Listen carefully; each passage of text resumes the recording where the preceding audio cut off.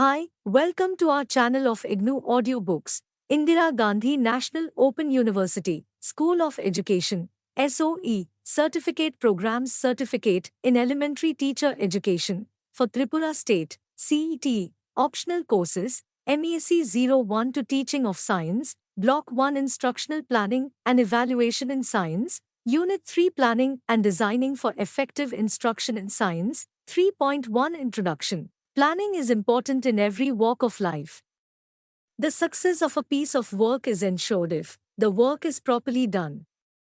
Without planning, we shall be aimlessly loitering about applying, means without aiming at the achievement of ends. Just as planning is important in our daily life, likewise planning is of unique importance in the teaching-learning process. As an experienced teacher, you may have observed that on some days, your pupils are restless and least interested in the material you are trying to present. On some other day, the teaching becomes enjoyable. The atmosphere of your classroom is relaxed. Goals are attained smoothly. What is the reason you think explains the difference between these two types of classroom situations? The answer is careful planning done in the later situation. Careful planning is the key to effective instruction. A good teacher, thus, avoids frustrating situations and experiences while conducting his lesson. He is able to anticipate not only his but also his pupils' likely difficulties. In what follows, an attempt has been made to help you to plan and design your instructional work for smooth transactions not only in the classroom situations but in the science laboratory too. 3.2 Objectives. After going through this unit, you will be able to explain the need and purpose of planning of instructional work, identify different skills for designing the format of presentation, identify the basic skills required for effective management of science laboratory, 3.3 Planning for instructional process, 3.3.1 Need for planning. Teaching occupies the central core of your life as a teacher. The teaching includes instruction in classroom tutorials, laboratory, workshop, and excursions, etc. Teaching is a process involving teacher, students, and a set of activities designed primarily to bring desirable changes in the behavior of the students. It is a very important question whether you should plan for your teaching or you can do without it. The obvious answer to this is that planning is important. By planning, a teacher is able to emphasize the different aspects of the subject. Otherwise, it is just possible that one aspect may be overemphasized and some other aspect may be just touched upon and another one may be completely ignored. You should plan your teaching work because you can present material in a logical, systematic, and effective way. You can obtain adequate coverage of the subject matter. You can achieve the instructional objectives in a stipulated time. You can achieve economy of time and effort. It helps in maximum development of children with minimum of resources. It fosters self-confidence and pride in your work. 3.3.2 Advantages of planning. Planning is necessary for enabling the teacher, you, to organize and select science materials suitable for your teaching. Good planning has the following advantages. It facilitates verbal learning by the use of appropriate teaching aids and strategies of teaching. It provides opportunity for relating subject structure to teaching structure. It helps to plan varied learning activities catering to individual difference. And it brings orderliness and development in thinking about teaching, etc. 3.3.3 Strategies for planning. Systematic planning of your teaching work requires systematic organization of time in the institutions. This could be done on long-term and short-term basis. Long-term planning. At the beginning of the academic year, all teachers make a plan for organizing an year's academic work. This long-term planning of time is more related to academic activities of a year's workload in any educational institution. In other words, the teachers are required to formulate a course of action for carrying out instruction over a school year. The instructional activity is the basic unit of planning action in the classroom spread over one academic year presents the total picture of planning. All teachers prepare their yearly plan and study the prescribed syllabus and textbooks. The whole course is divided into units and the units into daily lessons. The yearly plan provides a fresh look to learning experience to be arranged for pupils. We can categorize the topic and attribute the method of teaching and evaluation of learning. Apart from theory courses, teachers also plan for practical activities, projects and science exhibitions, etc. In brief, one can say that a yearly plan is based on course purpose, course concepts, units, lessons and evaluation items. 2. Short-term planning. In short-term planning, teachers are more concerned about the specific activities that they undertake in the classroom. This is actually what is meant by lesson plan at school level. It is essential for each of you as teachers to organize the content according to the time available to make the class a successful.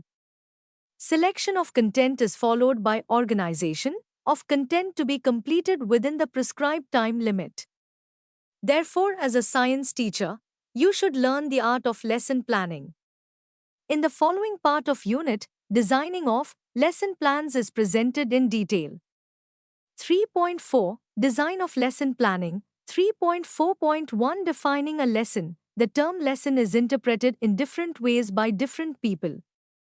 Generally, teachers take it as a job to be covered in a class period which runs over 40 to 50 minutes or in 2 or 3 periods. A lesson is defined as a blueprint, a guide map, a plan of action in the near future. Lesson planning refers to sequencing of teaching acts or events or episode that we plan, organize and carry out in order to generate a learning environment of our students. N.L. Bossing in his Teaching in Secondary Schools proposes the following definition of a lesson plan. Lesson plan is the title given to a statement of all achievements to be realized and the specific means by which these are to be attained as a result of the activities engaged day to day under the guidance of the teacher. The Dictionary of Education defines a lesson plan as a teaching outline of the important points of a lesson arranged in the order in which they are to be presented. It may include objectives, questions to be asked, references to materials, evaluation, assignments, etc. Now, you must be clear in mind that lesson planning is a product of short-term planning. It involves micro-level planning also, which is as follows: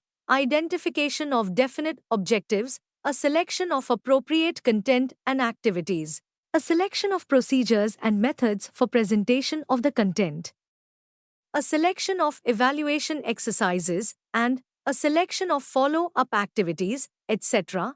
3.4.2 Approaches to lesson planning. There are various approaches to lesson planning. They are Herbartian approach, unit approach, evaluation approach, and project approach. A brief description of each approach is provided for your sensitization. Herbartian approach is based on apperceptive mass theory of learning. The student is considered to be a clean slate and all the knowledge is to be given from outside. If new knowledge is based on old knowledge of student, his previous knowledge or experiences, it may be acquired easily and retained for a longer period.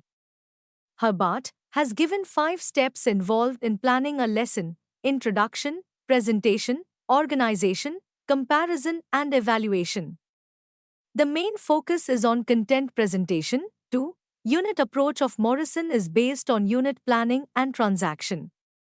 The plan of teaching is cyclic. Morrison has given 5 steps for this cycle phase of teaching: exploration, presentation, assimilation, organization, and recitation.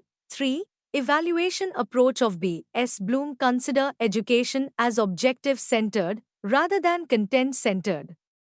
It takes into consideration the learning objectives, methods of providing learning experience on the objectives and assessing learning outcomes. Then, a decision can be taken about objectives of learning, and these evidences may provide the basis for revision and improving the learning experience.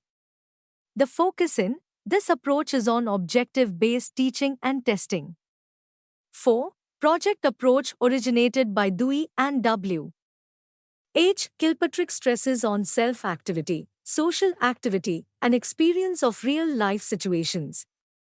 It is also a pupil-planned purposeful task accomplished in a social environment. 3.4.3 Factors affecting lesson planning. There is no certainty that a lesson plan developed by a teacher for Whistler will be a success at every place and any time.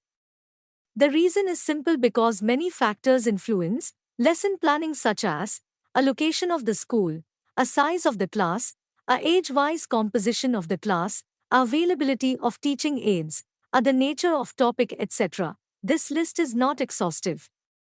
You may add few other factors from your own experience. 3.4.4 Writing the lesson. There are various forms of written lesson plans used by practicing teacher. A teacher needs some information about the class, students and their background before he/she attempts to plan a lesson. Usually, a lesson is divided into many stages or steps. When a detailed lesson plan is being developed, all these steps are used in some form or the other. In the above section, we have given you an idea about some of the approaches of lesson planning. In this section, we will help you to write your plans based on different approaches. A. Herbartian approach. The steps of the Herbartian approach are given below. I. General information regarding the subject, class, age level of children, estimated time.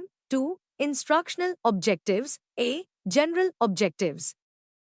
B. Specific objectives. You are aware that different subjects at different grade levels have some general objectives, whereas specific objectives, which are written in behavioral terms as they focus on the expected outcomes of our teaching about the topic covered in a given period of time. These specific objectives, also known as instructional objectives, they must be measurable and observable. You are required to identify your behavioral objectives and state them in a clear and unambiguous language. 3. Instructional aids. Select teaching aids which you think would be proper for clarifying the concepts to be taught. List all such teaching aids used. They could be in the form of charts, static or dynamic model, real specimens, etc. 4. Testing of previous knowledge. Development of the lesson is based on the previous knowledge of your students. We have to assume the previous knowledge of students related to the content to be taught and test it through a single direct question. Introduction. This step mainly is concerned with introducing a topic through introductory questions or by creating the appropriate situation. The focus is on preparing out students to receive new knowledge by linking it with their previous knowledge. 6. Presentation. Presentation comprises of the ways in which relevant content is presented. Most of the teachers develop their lesson with the help of developing questions and using students. 1. Spawns for further presentation. FTHE content. This presentation or development stage is interactive in the real classroom situation. It depends on teachers' communication skills and teaching skills like questioning, explaining, giving demonstration, and providing reinforcement on desirable student behavior. 7. Recapitulation. Recapitulation of the lesson helps the teacher to find out the extent of learning that has occurred during the period of instruction. It can be done by asking several questions. This stage provides feedback to the teacher about his/her teaching process. 8. Blackboard summary. Teacher writes the summary of his teaching points and explanations. It is to be developed simultaneously when lesson is being developed. 9. Home assignment. At the end of the session, suitable and thought-provoking questions or activities must be planned and given to the students. It gives a chance of repetition or practice to the students. It also gives an opportunity to them to assimilate whatever they have learned. B. Evaluation approach. The design of lesson plan according to this approach consists of 3 aspects: I. Input. 2. Process. And 3. Output. 1. Input. It includes the identification of objectives in behavioral terms. They are known as expected behavioral outcomes, EBOs.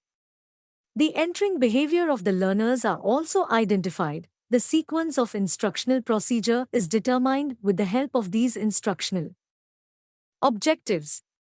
These objectives are broadly classified into 4 categories: knowledge, understanding, application, and creativity. 2.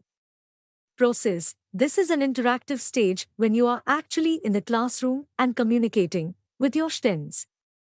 You have to select different teaching strategies, audiovisual support, materials for effective presentation of the content. 3. Output. This aspect of instructional procedure refer to real learning outcomes, RLOs. This is equivalent to terminal behavior, which are usually measured by using oral and written questions. Output aspect is concerned with evaluation of the desirable behavioral change among students. 3.5 Illustration of lesson planning. 3.5.1 Format of presentation. Effective teaching needs proper planning, transaction in the classroom, and feedback. Practically, there are 3 stages of a planned lesson: pre-active, interactive, and post-action. Pre-active stage is a stage of planning before going to the classroom.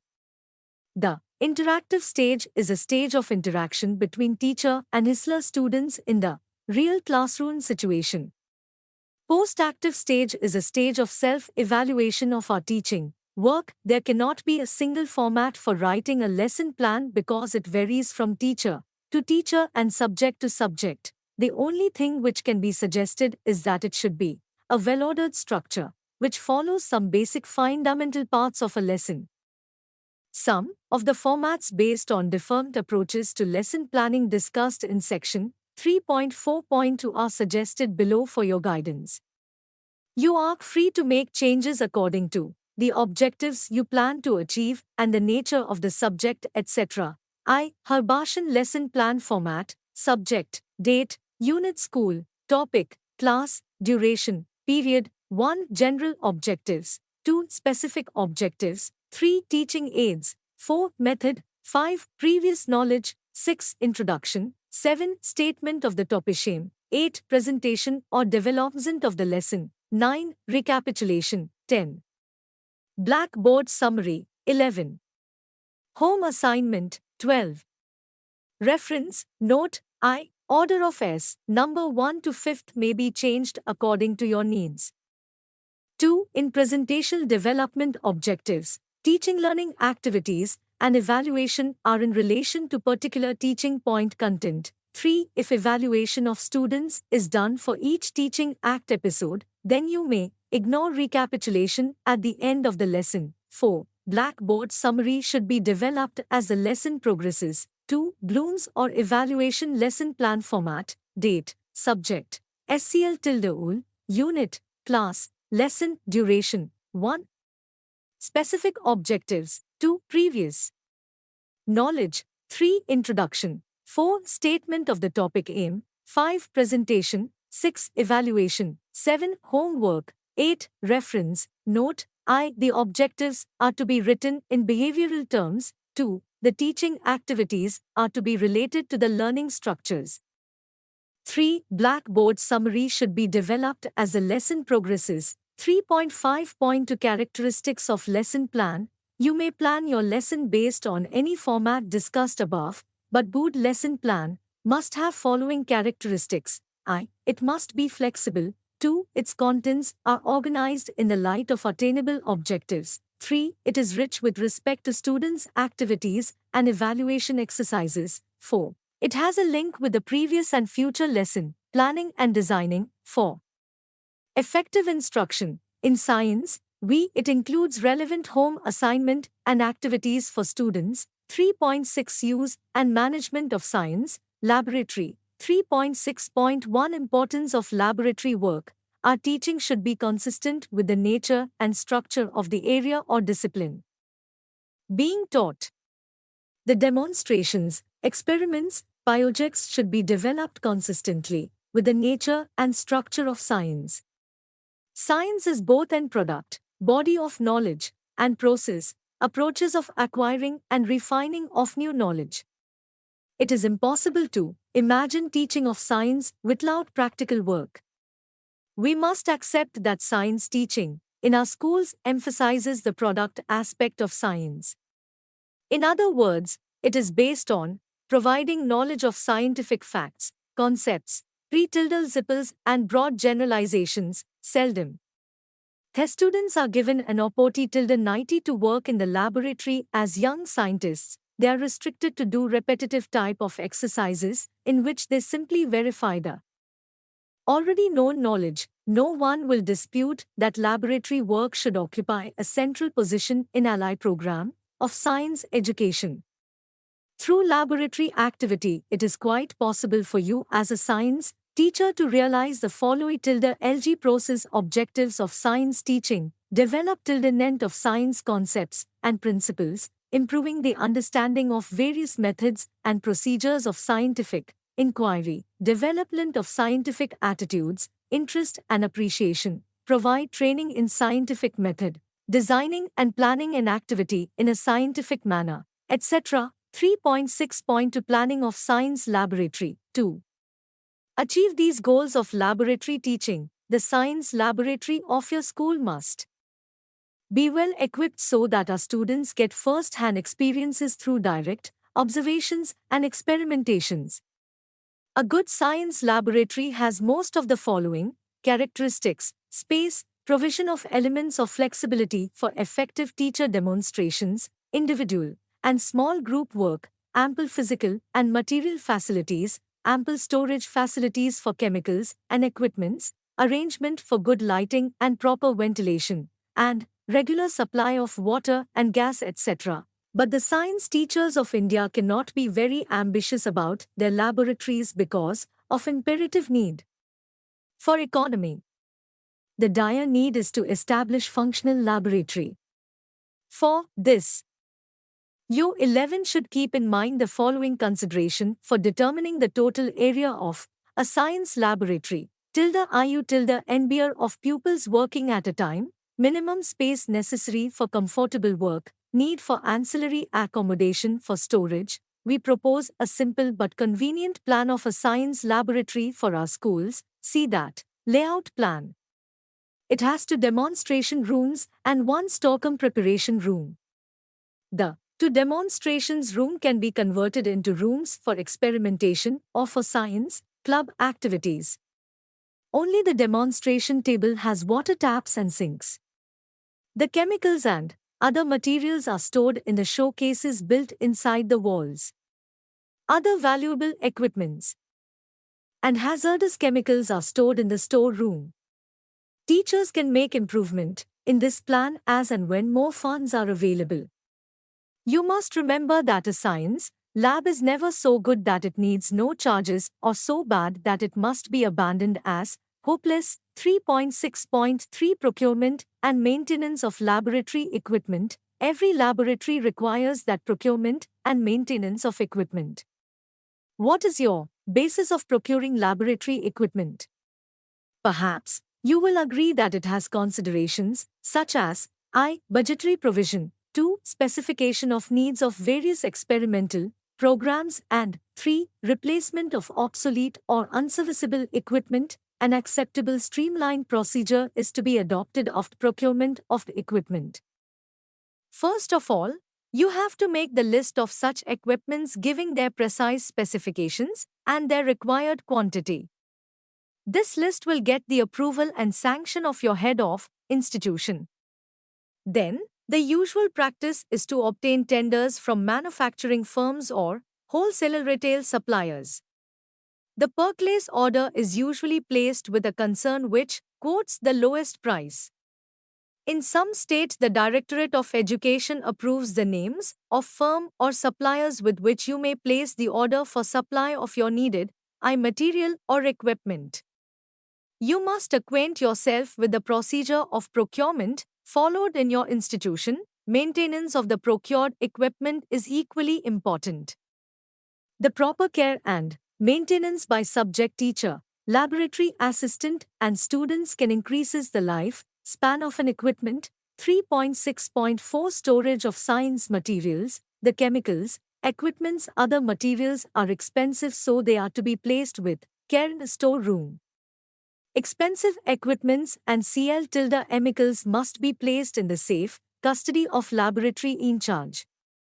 The storeroom must be spacious in size and have many shelves or compartments. There should be separate shelves for glassware, acids, chemicals, and other equipments. The items must be stocked in such a way that the quick issuing is possible. 3.6.5 Management of safety, planning and designing for effective instruction. In science, the science laboratory being a place of potential dangers, both teachers and students must be careful while engaging in laboratory activities. The freedom of the students in the laboratory has to be considerably restricted. It is important to train students in the use of laboratory equipment, fire extinguishers, and first aid box.